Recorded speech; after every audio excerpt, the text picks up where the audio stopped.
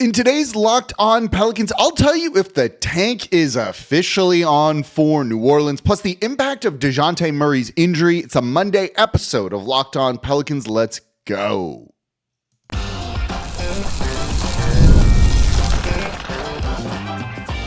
You are Locked On Pelicans, your daily New Orleans Pelicans podcast, part of the Locked On Podcast Network, your team every day. Welcome to another edition of Locked On Pelicans, the daily podcast covering your favorite team, the New Orleans Pelicans and NBA, part of the Locked On Podcast Network, your team every day, available wherever you get your podcasts and available on YouTube. I'm your host, Pelicans Insider, credential member of the media, Jake Madison, at NOLA Jake on Twitter.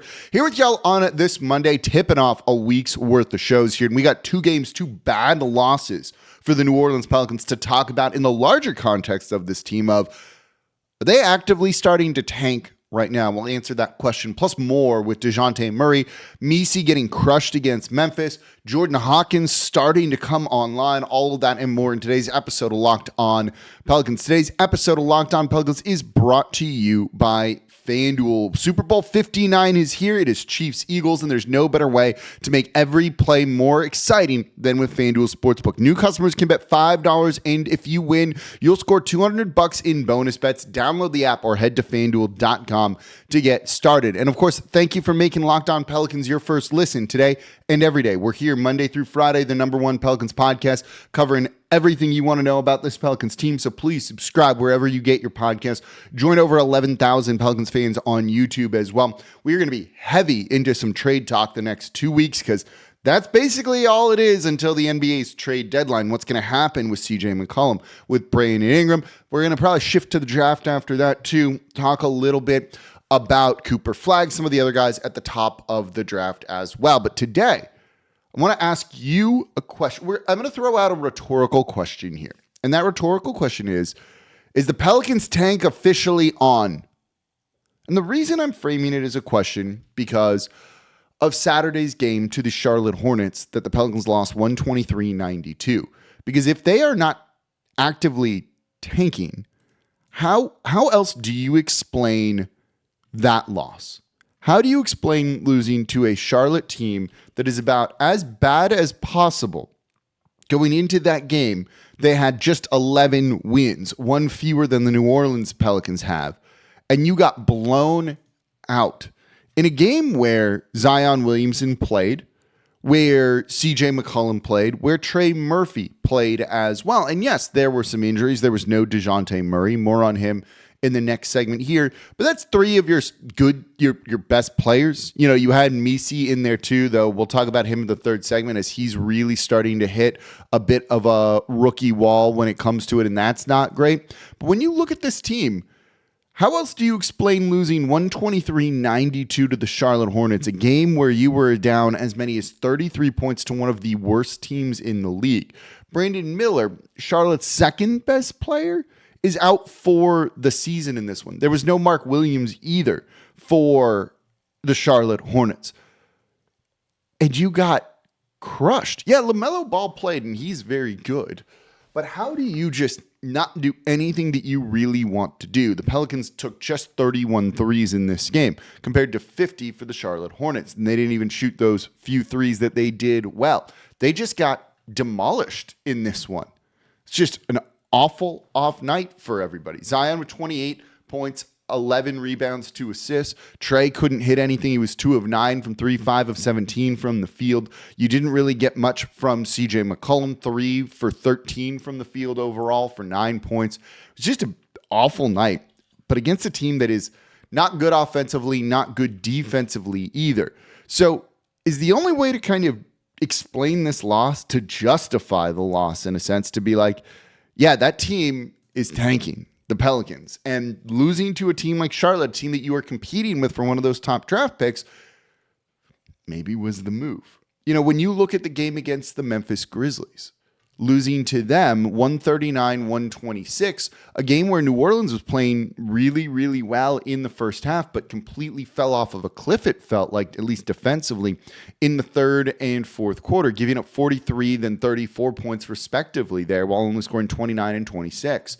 You got run out the building in the second half by Memphis, who you were beating for the most part in this one. Was this one New Orleans realized they were too competitive and said, let's pack it in and let's not try and win this game because it's going to hurt our draft pick if we grab this victory without Zion Williamson, right? That seems on the surface to make some sense, but I'm going to tell you this.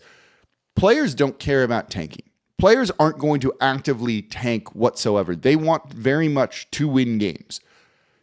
So to tank, it needs to be other things that you do. Holding guys out, the likes of that, right? A coach not throwing a game in a sense, but maybe it's the youth movement and playing some of the younger guys. And look, to their credit, you saw Antonio Reeves get some early minutes against the Charlotte Hornets in that one, when that makes a ton of sense. They recalled him for the G League, put him in, boom. You're seeing Jordan Hawkins in that game play 38 and a half minutes. That's an important thing.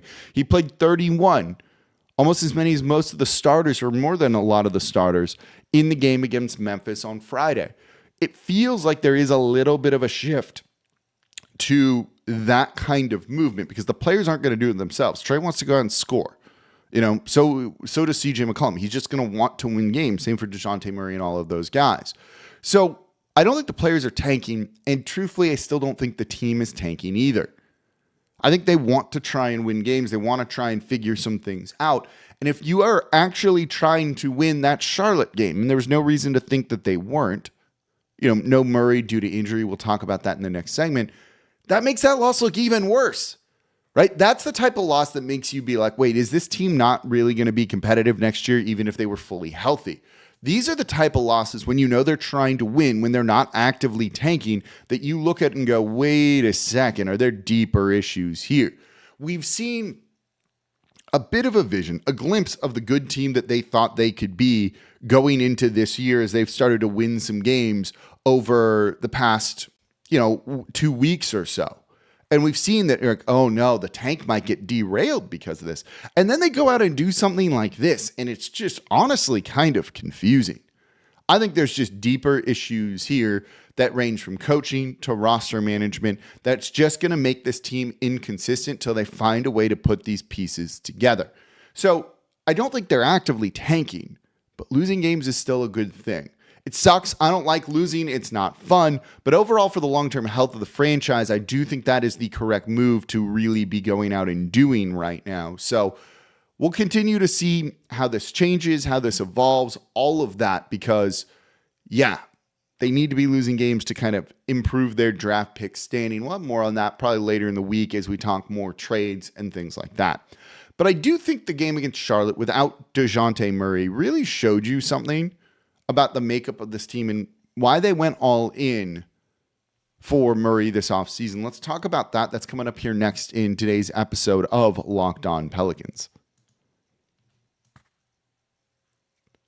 Today's episode of Locked On Pelicans is brought to you by FanDuel. Super Bowl 59 is here, literally in New Orleans. One game, the Eagles, the Chiefs, and endless possibilities, and there's no better way to make every play more exciting than with FanDuel Sportsbook. So whether it's predicting the first touchdown, calling the MVP, or even betting on the coin toss, FanDuel makes getting in on the action easier.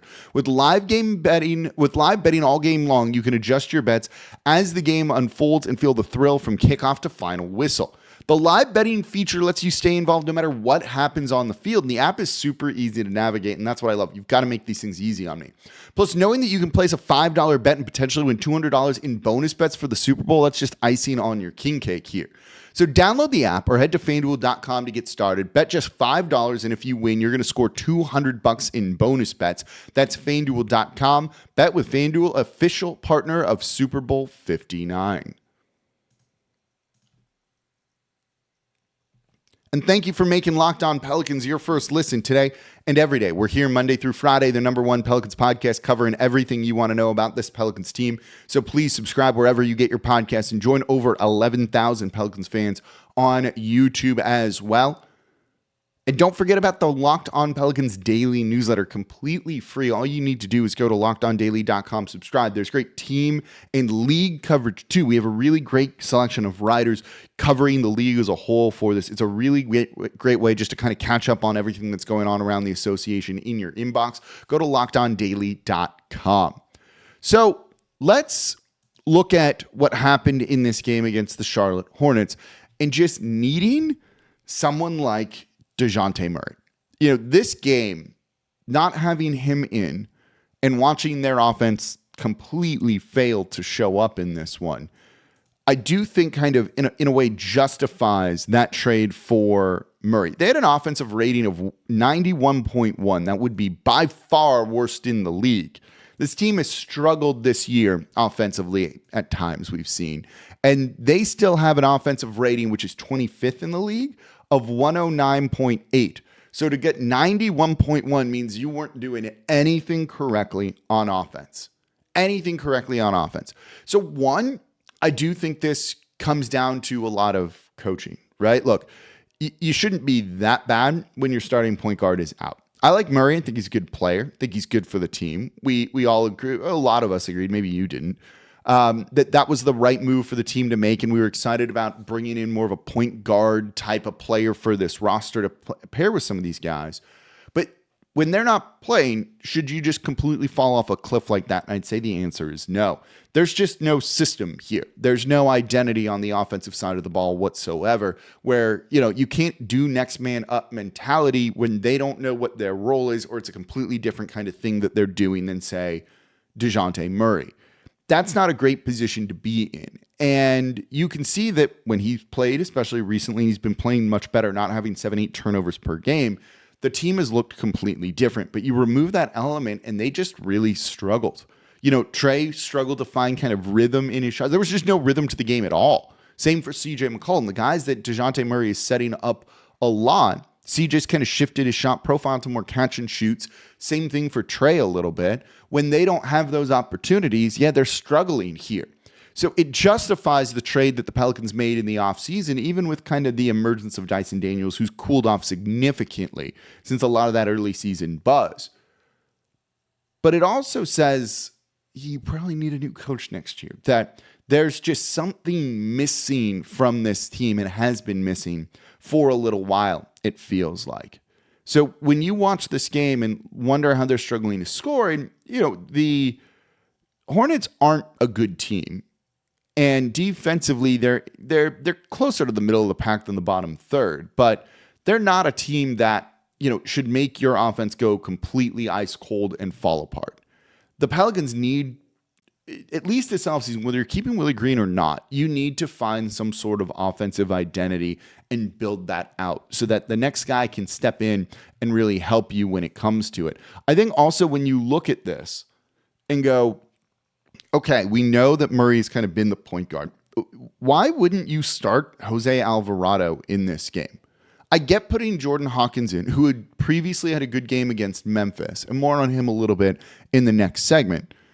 But why wouldn't you roll with another point guard when you know that's what the team needs? And that's a pretty inexplicable decision for me. Now, Jose played 32 minutes in this game. He played the majority of the starters, right? That was the third highest amount of minutes in this game.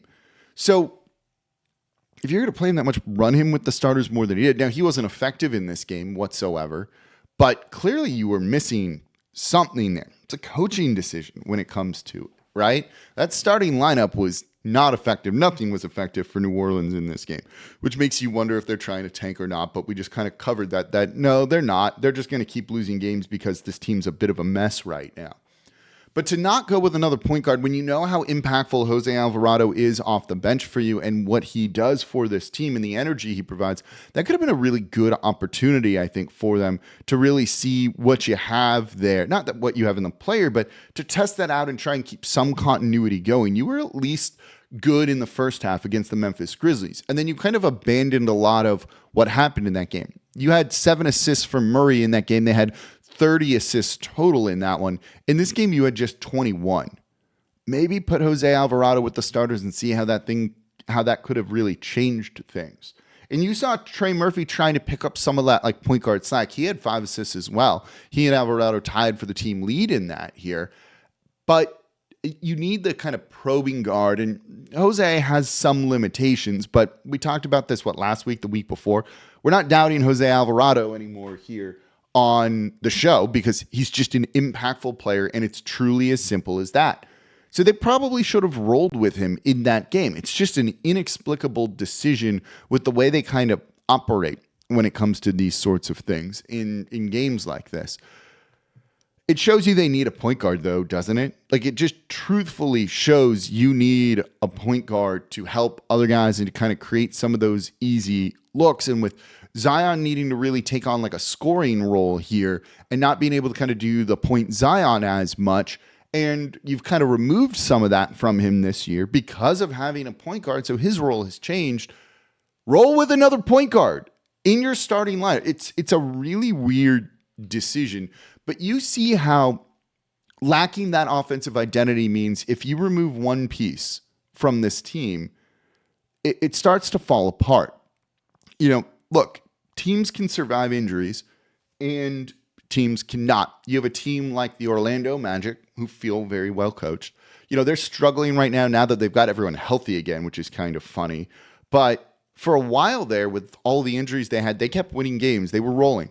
They were playing 500 ball, maybe a little bit above that. That's a pretty good record overall for the situation.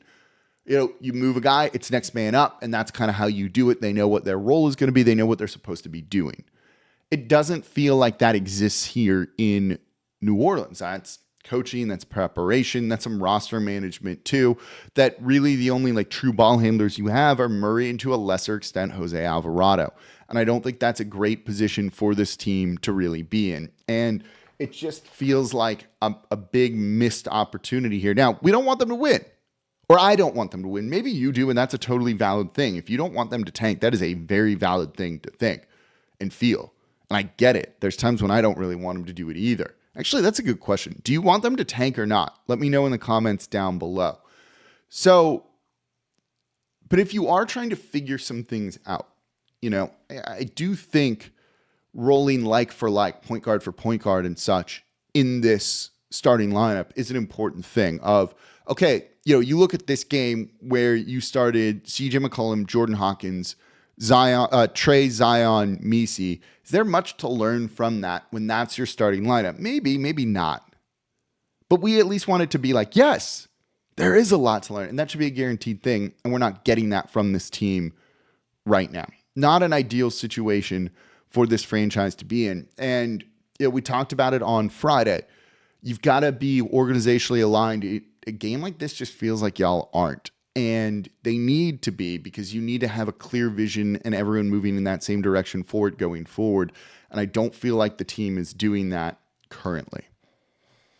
It's disappointing. So let's talk about Yves Missi hitting a rookie wall here and Jordan Hawkins playing particularly well. That's coming up here next in today's episode of Locked On Pelicans.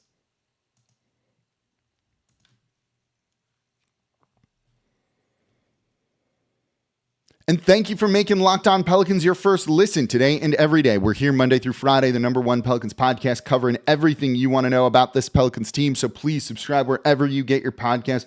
Join over 11,000 Pelicans fans on YouTube as well. And become an everydayer. That means you listen Monday through Friday to Locked On Pelicans. And if you do that, let me know in the comments down below. For your second listen, no Joe Brady declining to even interview in person for the Saints head coaching job. That's not a good look, in my opinion. Ross Jackson over the Locked On Saints podcast is going to tell you his thoughts on that, who the next head coach is likely going to be. I think you're starting to see a front runner emerge. He's got it covered over at the Locked On Saints podcast, part of the Locked On Podcast Network, your team every day. So let's wrap up looking at two specific players, two young guys. Are they part of the future or not? And I think one of them for sure is. One of them I'm still a little bit uncertain about, but they're also going in kind of in opposite directions. 2 weeks ago, I can't even remember, it all blurs together at times. 5 shows a week, it'll do that to you. We did a show on Yves Missi potentially winning Rookie of the Year. And I said in that show, it's not going to happen. I think he can finish second or third, but there's no way that he's going to end up finishing first. And his games over the past couple of 2 weeks, basically since then, have kind of gone downhill. Now, he's been sick and not playing, so there's something to that as well. But you're really seeing him start to struggle, particularly against some of the bigger centers in the league. And Yves Missi, for being 6'11", and he's bigger in person when you see him, does feel at times like he's kind of small. out there. When you look at, these past 2 games against Memphis, he was a minus 27. In that win against Chicago, he was a minus 1. The game against Philly that they won, he was a minus 8. When you start to have these negative plus minuses in wins, that's not a great position or situation to be in. And so I think you're seeing an area that New Orleans would like to try and upgrade, whether it's this trade deadline or in the off season for sure. I don't think Messi is like locked in as a starter going forward. The rim protection really has not been overall good for him when you look at it. In terms of the stats and things like that with it, the Pelicans don't do a tremendous job of blocking shots when he's out there. He has moments when he does it. He's averaging almost, where'd the numbers just go? He's averaging about a block and a half per game. That's good for a rookie. And that's important to keep in mind when we look at him and his struggles right now. And if the Pelicans do decide to upgrade, he's a rookie, right? He has not been playing basketball for that long at all. He's not even 21 yet. This is someone who is going to take a little while to really carve out his spot and find out what he's good at and excel at and help you win games at the NBA level. That's okay. Rookies don't need to be doing that just yet. So I think you may not see him as a starter next year because the numbers have not been good. And when you look at him playing against Zach Edey, where he really, really struggled, Edey, by the way, in that game, had the highest plus minus for the Memphis Grizzlies in like the fewest minutes of all of their starters. That kind of tells you how rough those minutes were for Messi here. Edey was a plus 24, which again led the team in just under 24 minutes of action. That's more than a Jaren Jackson Jr. That's more than a Desmond Bane. And those guys played significantly more minutes than Edey did. So think about that for a second, that he was really impactful in the minutes that he did play for the team.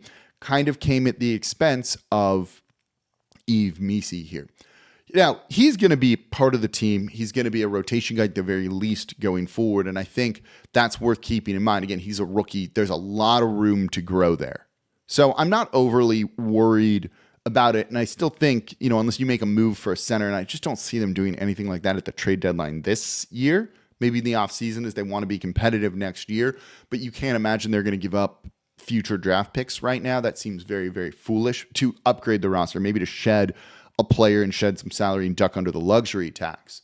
And same thing against Charlotte. He was not great. He was a minus 14. Now, everyone was bad in this game, but they started Taj Gibson at center. Look, ageless wonder right there in Taj Gibson, but he's also a little bit undersized too, and Messi wasn't really capable of taking advantage there. He's not like a true center. He's more of a power forward, right? Miles Bridges was there, but he's undersized and he's kind of more of a stretch four, something along those lines when you look at how he plays. So that was a game that Messi really could have dominated and just didn't. He's a rookie. It's kind of what you expect. So I don't overall worry about him, but it's worth keeping in mind that I do think as you're seeing some guys kind of take advantage of him, it's causing probably the Pelicans internally to reevaluate kind of exactly what his ceiling is and what his role might be going forward, at least in the short term. Now, another guy I want to talk about, final guy here in today's episode of Locked On Pelicans, is going to be Jordan Hawkins. He's gotten a bunch of run these past 2 games. He's played pretty well. Against the Memphis Grizzlies, he finished with 20 points on the night, 4 of 10 shooting from 3. That was really good. He was 8 of 18 overall from the field. Those are pretty good numbers, all things considered. He got a bunch of run against Charlotte again when no one played particularly well. Let's keep that in mind here. 14 points, 2 of 6 from 3. So that makes him 6 for 16, about 38% from 37.5% for these past 2 games. That's important. Like, he needs to get some run, and they need to figure out what else he's capable of doing. Against Charlotte, he had 3 steals. That's the type of impact you want to see him make. He had 2 against the Memphis Grizzlies.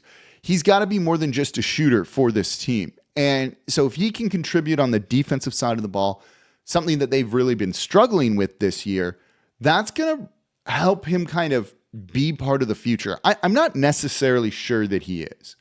I think you see some limitations to him as a player. Can be a really good shooter, can be a little bit streaky. Has not helped that the team has kind of had him in the rotation, out of the rotation. He's been injured this year, and he's trying to play through a lot of that. So all of that is worth keeping in mind and having the right kind of context around maybe some of the struggles you've seen from him and the way we think about him for the future. But I would not be shocked. Look, if a team comes in and is like, we'll give you a lottery protected first round pick for him, even though he was taken in the lottery, I don't think that would be the worst thing for New Orleans just to accept. You can get a late first round pick in this upcoming draft for him, duck under the luxury tax too. I think that could be a useful thing to do because beyond the shooting, which hasn't been particularly incredible from him, and again, there's reasons for that. It's not that he sucks or something like that. I think there's a lot of reasons in context that needs to go into why someone does or doesn't play well. But he's shooting 33.5% from three this season. 36.6% last season, which is a good number, but he needs to basically be like a 40% shooter to kind of really impact the team because the defense, the rebounding, the other offense hasn't been great, and they don't just need a dude who's like a bucket getter, even though you're seeing a mid-range game from him that's overall pretty good. But this is someone who, for his career too, is shooting 37.6% from the field overall. That's not from three. That's just from in general. And those numbers aren't particularly good. They need to kind of determine, is he part of the future or not? And if you can get something for him at the trade deadline, I think that could be a really, really smart thing to do. But I don't know if you're going to be in position to try and get what you want from him. So that's worth keeping in mind. But he's starting to play better, and they're giving him some run, and I'm encouraged by that. So while I think Messi is part of the future, while I think Hawkins might not be, Messi's not playing well, Hawkins is. So it's kind of the opposite of what you might think here. Let me know what you think about the two young guys down in the comments below. And that's going to do it for this episode of Locked On Pelicans. I'm excited to be here with y'all this week. We got a game tonight against the Toronto Raptors. Toronto's favored by 1.5 per FanDuel. We're going to recap it tomorrow. As always, I'm your host, Jake Madison, at NOLA Jake on Twitter, and I'll be back with y'all tomorrow to recap the game.